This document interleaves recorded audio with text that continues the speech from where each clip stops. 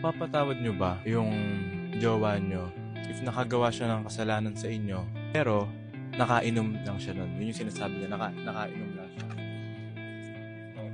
Ako hindi. Ayan yung pinaka big no talaga. Alam mo kung bakit? Kasi ako din palainom din ako. Kumaga parang, oo, nalalasing ako. Pero alam ko yung ginagawa ko that time. Alam ko kung ano yung tama at mali. Ako kasi lagi kong sinasabi na kaya kong patawarin yung taong mahal ko. Pero pag dumating sa point na cheating yung reason, lasing ka, kaya hindi ka lasing, matino ka o hindi ka matino, non-negotiable for me.